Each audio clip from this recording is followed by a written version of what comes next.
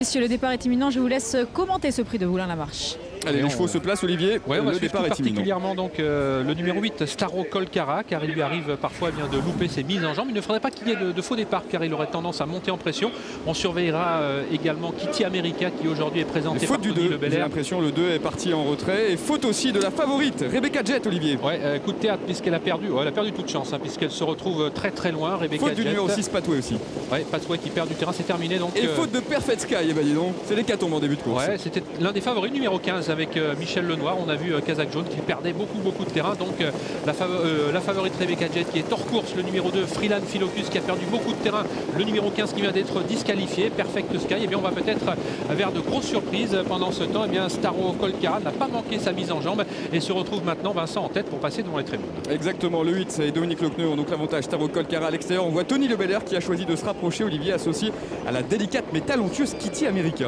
Ouais, elle vient maintenant aux commandes de l'épreuve. Elle a été présentée par son entourage 4 fois pieds nus pour 2 victoires. Pour l'instant, donc elle est en tête à un tour de l'arrivée. Staro Colcara, le numéro 8, est en deuxième position dans son sillage. On aperçoit ensuite Cassia Dubouffet, le numéro 13, qui est troisième. Puis nous avons ensuite Réjeanne de Bailly avec le 7 Descaronnes. En ce qui concerne l'arrière du peloton, eh bien, notons que Freeland Philocus, une jument de 7 ans suédoise qui débute aujourd'hui en France, et bien après son très mauvais départ, vient de recoller à l'arrière du peloton.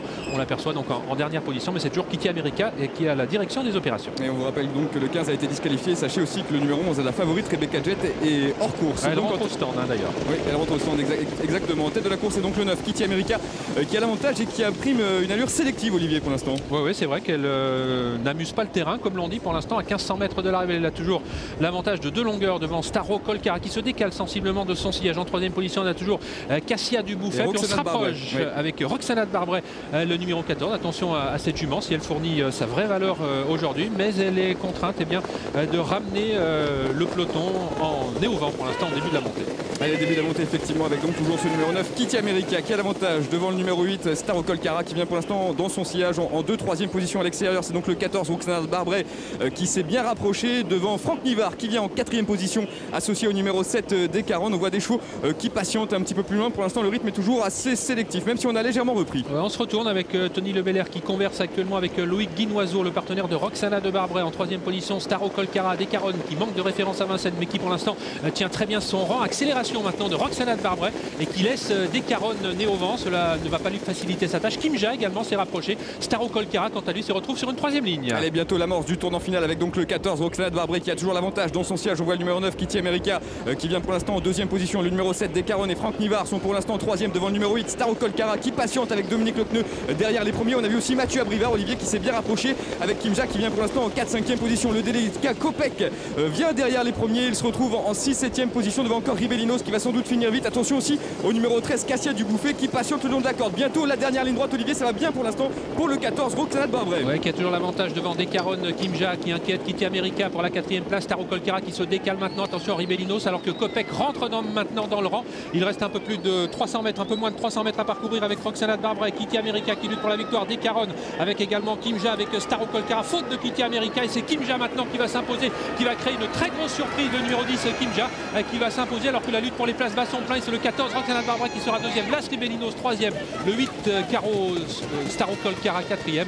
Et à voir ensuite entre le 13, Cassia Dubouffet, et le 2, Freeland Philocus, revenu de très loin après sa faute initiale. Et que de rebondissements, Olivier, dans cette épreuve. Que de rebondissements. On a vu vraiment beaucoup de chevaux se mettre au galop en début de course. Et c'est une surprise, puisque le numéro 10, ça pose à près de 25 contre 1.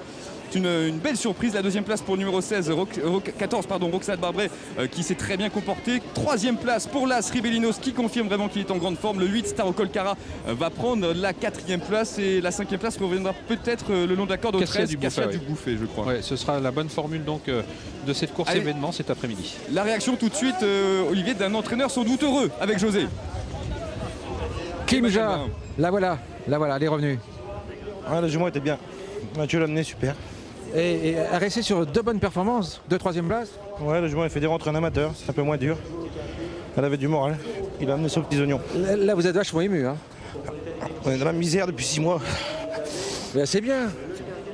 Il y a beaucoup d'émotions chez cet entraîneur. Parlez-nous justement de cet homme, Olivier. Le métier d'entraîneur qui est très très dur. Emmanuel Varin, donc, qui entraîne dans la Manche, visiblement très ému donc d'avoir retrouvé aujourd'hui Kim-Ja. C'est vrai qu'il n'avait pas beaucoup de résultats dernièrement et cette victoire va lui faire le plus grand bien. Cette concurrente qui n'avait pas beaucoup couru cet été, qui venait d'effectuer, comme l'a rappelé Emmanuel, une rentrée à Vichy dans le rang des amateurs et qui a eu un très très bon parcours. Elle était très expérimentée dans les courses événements parce qu'elle avait déjà remporté 2 épreuves de ce style qui dataient un petit peu. La dernière donc en mars 2010 ici à Vincennes. Elle a pu renouer aujourd'hui avec la victoire de la plus belle des façons, comme nous le confirment d'ailleurs ces images. On voit ici à 100 mètres du poteau lorsque Mathieu Abrivard prend l'avantage avec cette Kim-Ja.